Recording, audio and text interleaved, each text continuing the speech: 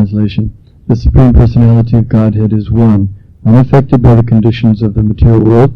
He creates all the conditioned souls by his own personal potency. Because of being contaminated by the material energy, the living entity is put into ignorance and thus into different conditions of bondage. Sometimes by knowledge, the living entity is given liberation.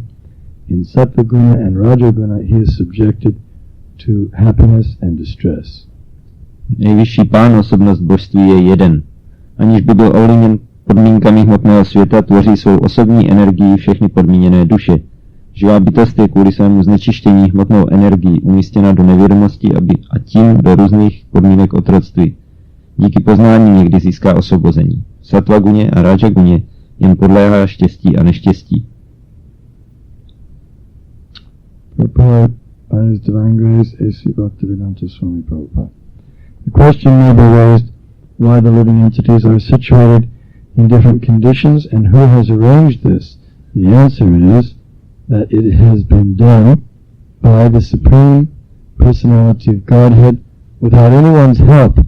The Lord has his own energies, Parasha Shaktir Vividhaiva Shruyate, and one of them, namely the external energy, creates the material world and the varieties of happiness and distress for the conditioned souls under the supervision of the Lord. The material world consists of three modes of material nature, Sattvaguna, Rajoguna, and Tamoguna. By Sattvaguna, the Lord maintains the material world. By Rajoguna, he creates it, and by Tamoguna, he annihilates it. After the varieties of living entities are created, they are subject to happiness and distress according to their association. When they are in Sattvaguna, the mode of goodness, they feel happiness. When in Rajaguna, they are distressed. And when in Tamaguna, they have no sense of what to do or what is right and wrong. Význam. Je možné se ptát, proč se živé bytosti nacházejí v různých podmínkách a kdo to zařizuje. Odpověď zní, že to bez pomoci kohokoliv jiného zařizuje nejvyšší osobnost božství. Pán má své vlastní energie, Parasya Shaktiru Vividhaiva Shruyate, a jedna z nich, vnější energie, pod jeho dohledem vytváří pro podmíněné duše hmotný svět a různé druhy štěstí a neštěstí. Hmotný svět se stává ze tří kvalit hmotné přírody, Sattvaguny, Rajaguny a Tamoguny. Prostřednictvím Sattvaguny ho pán udržuje, prostřednictvím Rajaguny ho tvoří a prostřednictvím Tamoguny ho ničí. Poté, co jsou různé druhy živých bytostí stvořeny, podléhají štěstí a neštěstí podle toho, s kterou kvalitou jsou ve styku. Je-li to Sattvaguna, kvalita dobra, jsou šťastné. Je-li to Rajaguna, jsou nešťastné a pod vlivem Tamoguny nechápou, co mají dělat, co je správné a co je špatné. Eka Shrujati Bhutani Bhagavan Atma Maya Esham Bandham Cha Moksham Cha Sukham Dukam Cha Nishkala. So this stated here that the Lord creates all the conditioned souls. Tady je řečeno, že pán tvoří všechny podmíněné duše. This doesn't mean To neznamená, that the living entities are actually created, but it's referring here to their situations in the material world. Znamená to, že jsou živé bytosti stvořeny, ale stavuje se to na jejich situaci v hmotném světě. Because we understand that the living entities are never created. Aja nitya shashvatoyam purana. They're not created and they are not annihilated. Čili víme, že živé bytosti jsou věčné, nejsou nikdy stvořeny a nikdy zničeny. But here in the material world, they appear to be generated when they take on material bodies. Ale tady v hmotném světě to vypadá, že jsou vytvářeny, když na sebe berou hmotná těla. It's clear that this verse is not referring to the spiritual world. Je jasné, že tento verš se nevztahuje na duchovní svět. Because there are words like bandham, conditional life, and moksham, liberation, which these type of terms don't apply in the spiritual world. Tady jsou slova jako bandham, podmíněný život, a moksham, osvobození, což se netýká duchovního světa. There's no bandham and moksham in the spiritual world. V duchovním světě není žádné bandham nebo moksham. And there's no shrujati, there's no creation in the spiritual world. A není taky v duchovním světě srijati, stvoření. But in the material world, things have a beginning and then they have a middle, and then they have an end. Ale v hmotném světě má všechno svůj začátek, prostředek a konec. The word mukti means, or moksham, same word basically, means liberation. Slovo mukti nebo moksha, což je v podstatě stejné slovo, znamená osvobození. There are different types of liberation. Jsou různé druhy osvobození. One type of liberation is called sayuja mukti, where one merges into the Brahman effulgence. Jeden druh se nazývá sayuja mukti, když živá bytost splyne se září Brahmanu. And there, the living entity remains in a somewhat an impersonal state. Tam zůstává v takovém neosobním stavu. Because it doesn't have spiritual form. Že nemá duchovní podobu. So Lord Brahma says this is avishuddha, impure state. Pan Brahma říká, že to je avishuddha, neboli nečistý stav. Now there's a theory that's going around these days that the living entities, their original place is not spiritual or personal. Their original position is impersonal.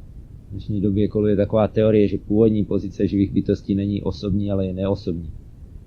They say that the original home of the living entity is the Brahma Jyoti. Říká se, že původním domovem živé bytosti je Brahma Jyoti. So this would mean that the original nature of the living entity is without form, is formless. To znamenalo, že původní povaha přirozenosti živé bytosti je, že nemá žádnou podobu. And it would mean that the original nature of the living entity is is impure.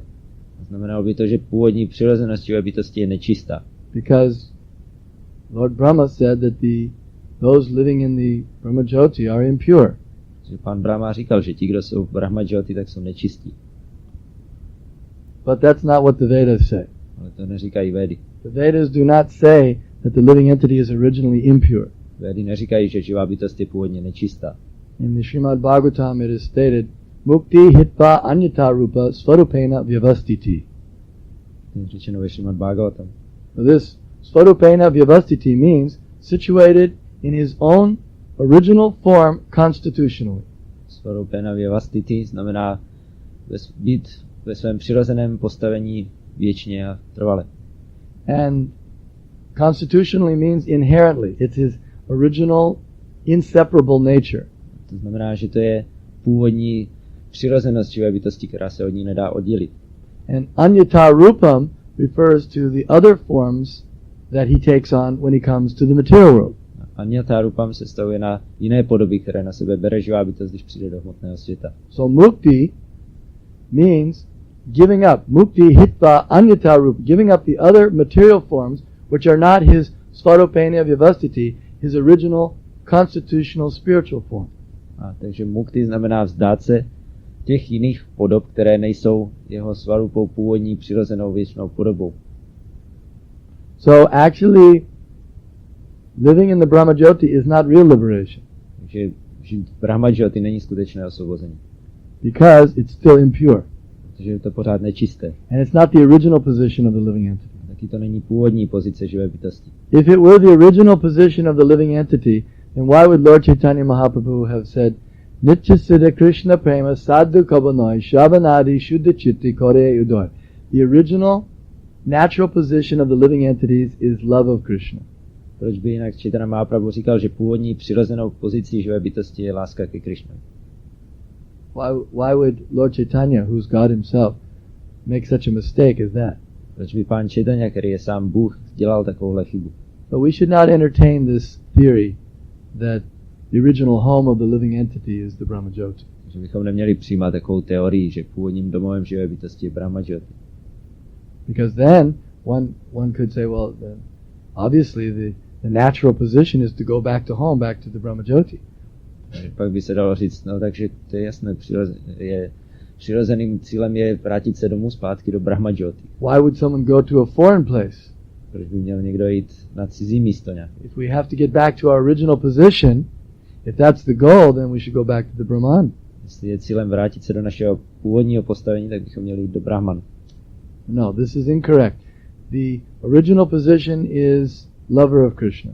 A to není správné. Původní pozice je, že každá živá bytost miluje Krishnu. Because the living entity has a tendency to try to lord it over the Lord's energies, then he gets contaminated either into the Brahmajyoti or to the material world, which is even more contaminated. Protože má ten sklon vládnout pánovým energiím, tak potom se dostává buď do Brahmajyoti nebo do hmotného světa, což je ještě více nečisté místo. And when he comes in the material world, then he's under the influence of Sattvaguna, Rajaguna and Tamaguna. Když přijde do hmotného světa, tak je pod vlivem Sattvaguny, Rajaguny, Tamaguny. When he's in Sattvaguna, he enjoys. When he's in Rajaguna, he suffers. He feels distress. And when he's in Tamaguna, he's he's just bewildered. He doesn't know what's going on. Pokud je pod vlivem Sattvaguny, tak se raduje, pod vlivem Rajaguny trpí a pod vlivem Tamaguny vůbec neví, co se děje. Tamaguna means he's almost unconscious. Tamaguna znamená skoro nevědomý. He almost doesn't even have a consciousness. Že nemá živá bytost prakticky žádné vědomí. It's like when you see someone who's extremely intoxicated, they pass out on the ground. They're just unconscious. Jako když vidíte někoho úplně opilého, tak jenom tam leží na zemi bez vědomí. And you say, hey, wake up. A mu řeknete, probuď se. No conscious, no response. A on nereaguje na to. And then when he does finally wake up, you say, so what was it like being unconscious like that? A když se pak probudí, tak říkáte, jaký to bylo takhle být nevědomý. I don't remember anything. Já si nic nepamatuju. He just forgets everything. Na všechno So that's zapomene. ignorance. That's tamaguna. Takže to je nevědomost Tamaguna. So,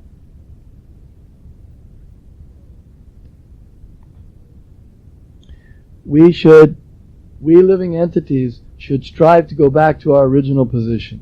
My živé bytosti bychom měli usilovat o to, aby jsme se vrátili do své přirozené pozice. And our original position is servant of Krishna. A to je být služebníkem Krishny. Lover of Krishna. Milovat Krishnu. And home means where Krishna lives. A domov znamená tam, kde žije Krishna. Why would home mean somewhere else? Proč by měl být domov někde jinde? Krishna is the Supreme Father. Krishna je nejvyšší otec. He is the source of everything. On je zdrojem všeho. And he even says, Brahmanohi Pratishtaham, I'm the origin of the Brahmajyoti. Dokonce říká, já jsem původem Brahmajyoti. The Brahmajyoti rests upon him. Brahmajyoti spočívá na něm. So why would the original home be the Brahmajyoti when that's simply resting upon Krishna? Proč by měl být původním domem Brahmajyoti, když to jenom spočívá na Krishnovi? Within the Brahmajyoti is the effulgence of the Lord. Brahmajyoti je záře Pána.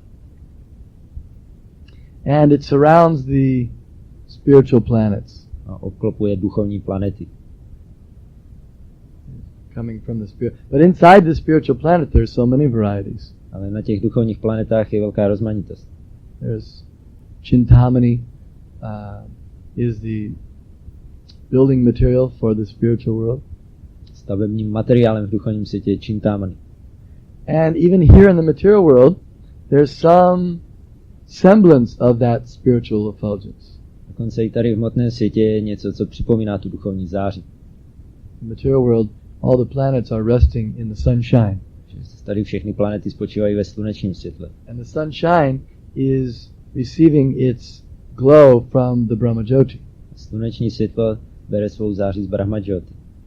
But just as we see the sunshine, the glow but inside the planet, there's all kinds of varieties. There's chariots and all kinds of other opulences of the sun god. Jako my vidíme jenom tu záři, ale na planetě slunci je různorodé bohatství, různé kočáry a další věci, které má Bůh slunce. So we can't see inside because the effulgence is blocking us. A my kvůli té záři nevidíme na planetu dovnitř. Srila Prabhupada gave the example that if a man he's working at an incinerator, you know, a thing where you put wood in and burns it. Like a big stove. Yeah, big stove. Srila Prabhupada dával příklad, když někdo pracuje uvnitř nějakého kotle. So there's fire and there's heat, but the man is not burned or burned by that fire. Nebo u kotle, takže tam je teplo a horko, prostě oheň, ale člověka to nespálí. So similarly, the sun has a lot of effulgence, but inside there's so many people and everything is there. Že podobně ze slunce vychází velká záře, ale na slunci jsou různé osoby a různé věci. And the spiritual world also, there's so many varieties of spiritual energy. Zase v duchovním světě je rozmanitost duchovní energie. And in the spiritual world, everything is made of Satchidananda, eternity, knowledge and bliss. V duchovním světě je všechno ze věčnosti, blaženosti a poznání.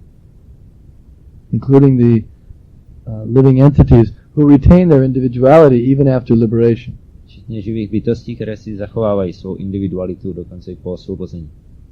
There's no question of merging or giving up one's individuality. Že není možné aby došlo k nějakému splynutí a ztráty individuality. This impersonal Mayavad philosophy is considered to be covered Buddhism. Tahle neosobní majavádská filozofie je pokládána za zakrytý buddhismus. Because the Buddhists say that there is no such thing as living entity. Buddhisti říkají, že nic takového jako živá bytost neexistuje. And the impersonalists say there's living entity, but he has no form and he has no individuality. Impersonalisté říkají, existuje živá bytost, ale nemá žádnou podobu a žádnou individualitu. So this theory that the living entities come from the Brahmajyoti is an offshoot of the Mayavad philosophy. Tahle teorie, že živé bytosti pocházejí z Brahmajyoti, je odnož majavádské filozofie. And devotees should not entertain it even for a moment. A oddaní by to ani na chvíli neměli brát vážně nebo příznivě.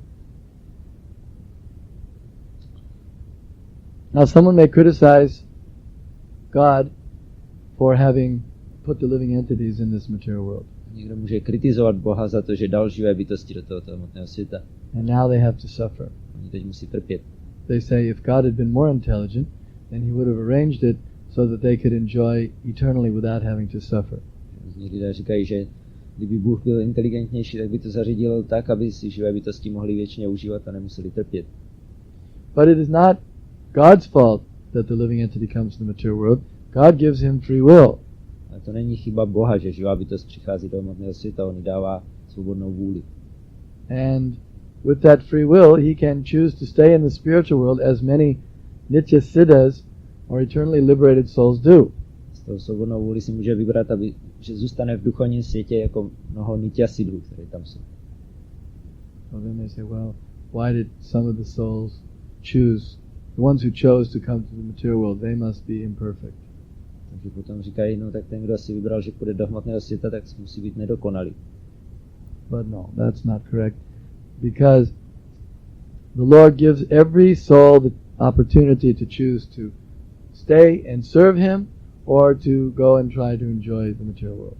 To není pravda, že Bůh dává každé živé bytosti na vybranou, buď aby zůstala s ním a sloužila mu, nebo aby se šla užívat do hmotného světa.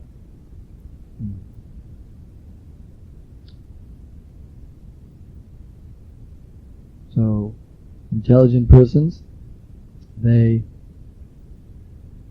realize their situation and now they engage in bhakti yoga to purify themselves so that they can go back to the spiritual world. Takže inteligentní osoby si uvědomí svou pozici a začnou se věnovat bhakti yoze, aby se mohli vrátit zpátky do svého postavení v duchovním světě. Bhakti yoga is so purifying that it frees one from all the material designations. Bhakti yoga je tak očišťující, že zbavuje osobu všech hmotných označení.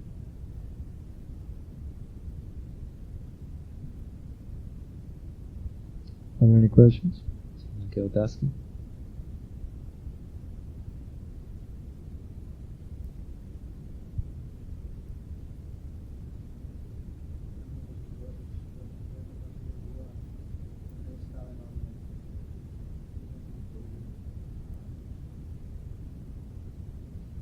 How to proceed nicely if we practice bhakti yoga, but we still have material contaminations and material desires in the heart. Just continue. Pokračuj. Like if you're cleaning something and it's still dirty, you have to clean more. Když něco čistíš a je to pořád špinavé, tak to musíš čistit víc. What other alternative is there? Jaká je jiná možnost? If you want it to get clean, you have to clean it more. Jestli chceš, aby to bylo čisté, tak to musíš čistit víc. If you think, well, I've tried cleaning and it's not getting clean, so I'll just leave it unclean. Když si říkáš, tak já jsem se snažil to vyčistit, ale pořád to není čisté, tak to nechám. There's no other method that's more effective. Neexistuje jiná účinnější metoda. Or if you think, well, I'll take up the method of mental speculation. Můžeš zkusit metodu mentální spekulace. Or I'll take up the method of sense gratification. Nebo smyslového požitku. What other alternative do you have? Jaké jiné možnosti jsou? So, it's our natural position to serve Krishna. So, even if we think we're not getting purified, then still it's our natural position to serve Krishna. To je naše přirozená pozice sloužit Krishnovi. Když cítíme, že se neočišťujeme, tak pořád je naše přirozenost sloužit Krishnovi. And of course we have to try to avoid the offenses in chanting the holy name. Musíme se snažit vyhýbat přestupkům při zpívání svatého jména. Try to become free from our material attachments. Snažit se zbavit našich hmotných zálib, připoutanosti. Transcendental knowledge will help us become free from material attachments. Transcendentální poznání nám pomůže zbavit se hmotných zálib.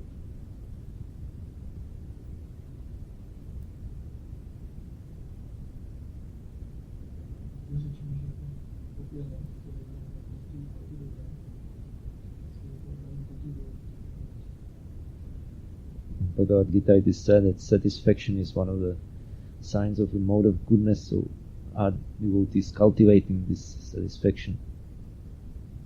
Yeah? No. Because they're the only ones that are cultivating this satisfaction. Jsou jediné osoby, které kultivují spokojenost. Because they know that satisfaction can only come when Hari Toshna, when Hari is satisfied. Takže vědí, že spokojenost může přijít jedině, když je Hari spokojený. They know that you can't become satisfied unless you satisfy Hari. Vědí, že nikdo nemůže být spokojený, dokud neuspokojí Hariho. The mode of goodness, they're relatively satisfied compared to the others in the material world. Osoby v kvalitě dobra jsou relativně spokojené oproti jiným osobám. But they're not fully satisfied. Ale nejsou plně spokojené. Do you think the people in the mode of goodness are fully satisfied? Myslíš, že osoby v kvalitě dobra jsou plně spokojené? They still have to die. Pořád musí umřít. Do you think that's very satisfying? Myslíš, že to je uspokojivé? For someone in the mode of goodness? Pro toho, kdo je v kvalitě dobra? No, he doesn't want to die. He doesn't want to grow old. On nechce umírat, nechce stárnout. He has to take birth again in the womb for 9 months. Znova musí být 9 měsíců v luně. Or even living in the heavenly planets where there's more goodness. That doesn't mean he's completely satisfied. Dokonce i ten, kdo žije na nebeských planetách, kde je víc dobra, to neznamená, že je plně spokojený. He's still missing Krishna. Pořád mu chybí Krishna. So the only real satisfaction is in relationship with Krishna. Jediná pravá spokojenost je ve vztahu s Krishnou. So it's like someone could say, are the devotees cultivating non-violence? Jako někdo může říct, kultivují taky oddaní nenásilí. Yeah, they don't have to do anything separate how to become, cut the tendons on their arms to become non-violent or something. Jako oni nemusí nic dělat, nějak zneschopňovat ruku, aby byli nenásilní. They don't have to go around with the mask so they don't breathe in the germs. Že by nosili masky, aby nevdechovali nějaké bakterie. Oh, but the others, the Jains, they have the mask, so they're more non-violent. Jako ty džinisté jsou, někdo může říct, že jsou víc nenásilní, protože oni nosí takové roušky, aby nevdechovali nějaké živé bytosti. Or the vegans, they don't eat any grains, so they're more non-violent. Nebo vegani, že nejedí žádné obilí, tak jsou taky víc nenásilní. No. The devotees are perfectly non-violent because they're behaving exactly according to Krishna's instructions. Oddaní jsou dokonale nenásilní, protože se chovají přesně podle Krishnových pokynů. Do you think that Arjuna was non-violent? Myslím, že Arjuna byl nenásilný? Yes, he was non-violent. Ano, on byl nenásilný. How is he non-violent? Because he didn't impede anyone's progress. Že on, protože byl nenásilný v tom smyslu, že nikomu nezastavoval, nebrzdil jeho pokrok. Even though he was fighting with weapons, he was actually helping them to be elevated to their spiritual positions. Když bojoval zbraněmi, tak jim ve skutečnosti pomáhal, aby se povýšili do duchovního postavení. Everyone on the battlefield of Kurukshetra was liberated. Každý na Kurukšetře byl osvobozen. Those who understood that Krishna was God, they went back to the Vaikuntha planets. And those who thought that Krishna was just an ordinary person, they went to the Brahmajyoti. Ti, kdo poznali, že Krishna je Bůh, tak šli na duchovní planety, a kdo si mysleli, že je jenom nějaká výjimečná osoba, tak šli do Brahmajyoti. So any good quality that you can think of is automatically received by devotees engaged in devotional service. Že každá dobrá vlastnost, kterou můžete si myslet, tak to automaticky získávají oddaní, kteří jsou zaměstnaní oddanou službou. Says in the Chaitanya Charitamrita, Bhukti Mukti Siddhi Kami, Akalya Shanti. Krishna Bhakta Nishkama Ateva Shanta. That those who are the karmis and the gyanis and the yogis, they're not peaceful. V Chaitanya Charitamritě řečeno, že karmi, gyáni a jogini nejsou klidní. Only the devotees are peaceful. Jedině oddaní jsou klidní. So you mentioned the person in the mode of goodness, that means he's a karmi. Takže jako osoba v kvalitě dobra uváděl jako karmi. Right, he wants elevation to the higher planets. Který chce dosáhnout vyšších planet. Or a gyani. Nebo gyáni. But they're not peaceful according to Chaitanya Charitamrita. Ale ti nejsou klidní podle Chaitanya So Charitamrity. they're not actually satisfied. Takže ve skutečnosti nejsou spokojení. It's like a child, a crying child. So they're passing around the child and he keeps crying. Jako dítě, když brečí, tak lidi si ho předávají jeden druhému a ono brečí dál. Somebody's shaking him, but he still cries until he reaches his own mother's lap. Někdo ho s ním houpe a tak dál, ale ono brečí pořád, dokud se nedostane ke své matce. So that's our position. We can only be fully satisfied when we're back to home, back to Godhead. A to je naše pozice, že můžeme být plně spokojení, jenom když se vrátíme domů zpátky k Bohu. Is that clear? You think devotees are cultivating satisfaction? Myslím, že oddaní kultivují spokojenost. You convinced? Jsem přesvědčený, že to vlastně, že ji kultivují, že to tak je. You think devotees are not satisfied? Myslím, že oddaní nejsou spokojení. Devotees are satisfied. Oddaní jsou spokojení. And if we're not satisfied, then we're not a pure devotee yet. Když nejsme spokojení, znamená, že nejsme ještě čistý oddaní. That means we still have some material desires. And we're not satisfied because we still have material desires. Nejsme spokojení, protože ještě máme hmotné touhy. So then we say, oh, then I should try to satisfy my material desires, then I'll be satisfied. Tak si řekneme, no tak to bych měl uspokojit svoje hmotné touhy, pak budu spokojen. But since when does anyone become satisfied trying to fulfill their material desires? Ale od kdy byl někdo spokojený, když se snažil plnit svoje hmotné touhy? Material desires they just go on and on and on. They're never satisfied. Hmotné touhy přicházejí pořád znova a znova a nikdy nejsou spokojené.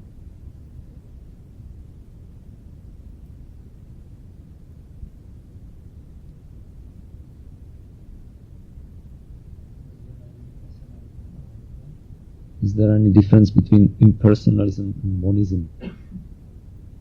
Same idea. To je to samé. There may be some technical. There's all different types of impersonalism. Jsou různé druhy impersonalismu, takže něco technického. Different varieties. Různé Hundreds podoby. and thousands, millions. Stovky a tisíce a Because all the philosophers, they all try to give their own little twist. This is my type of impersonalism. Všichni filozofové se tam snažili něco trošku pokroutit a říkat, Puts his potom to name je on it. můj impersonalismus a dát tomu svoje jméno. Srila Bhaktivinoda Thakur, he discusses all these varieties of impersonalists. Bhaktivinoda Thakur rozebírá všechny různé ty druhy impersonalistů.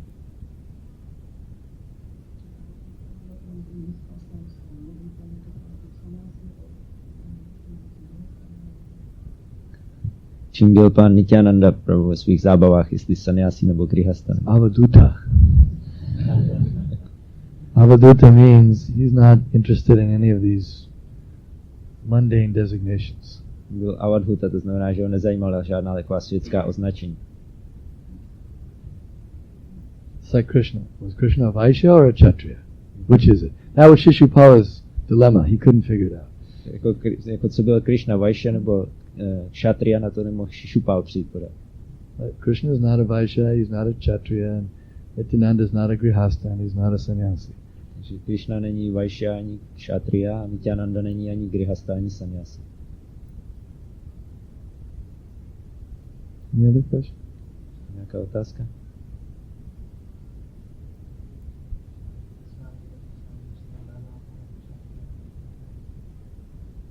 Is it possible that Shukadeva Goswami is described in the beginning of Srimad Bhagavatam as impersonalist?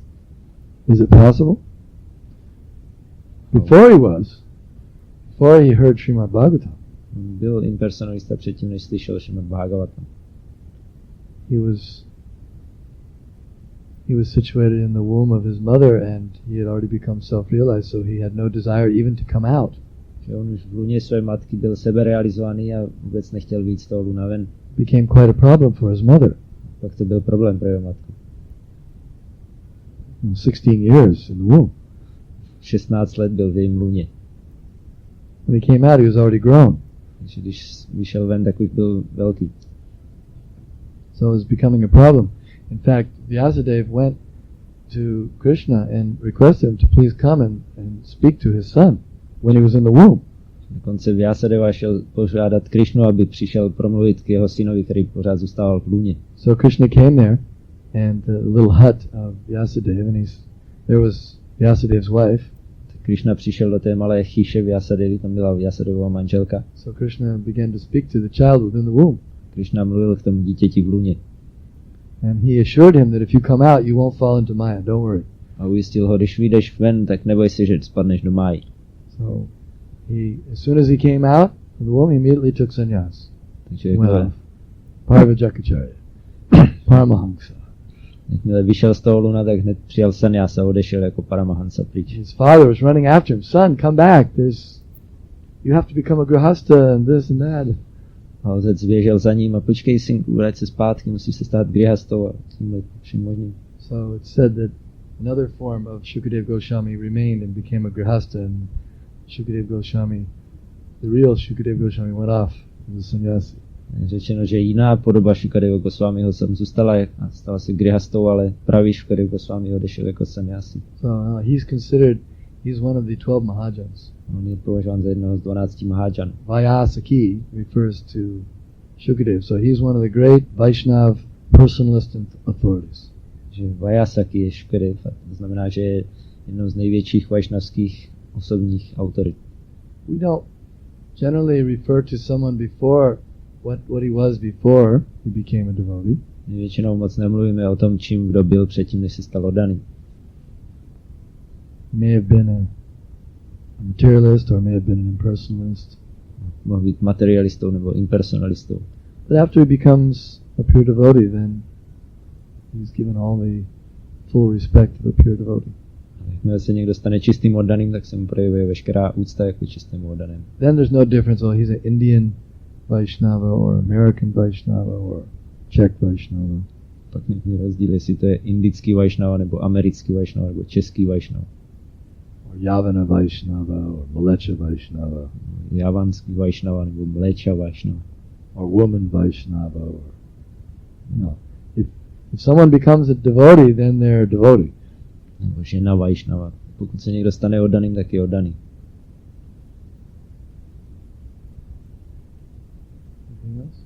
Ještě něco jiného? Yes?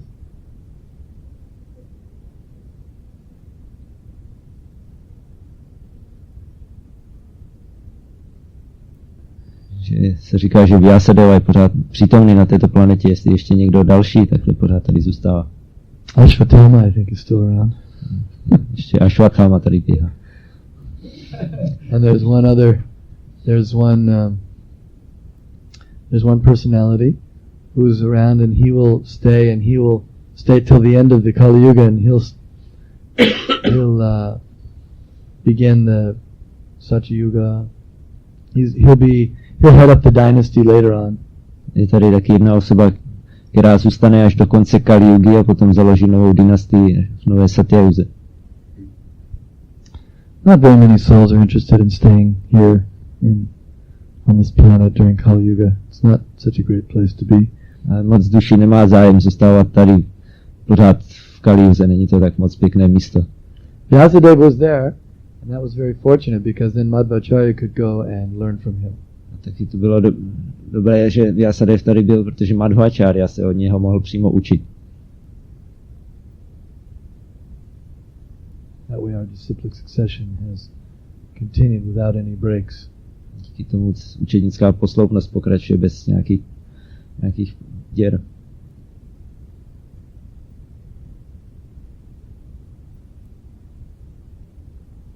Right, thank you very much. Grantaraj Srimad Bhagavatam ki jai.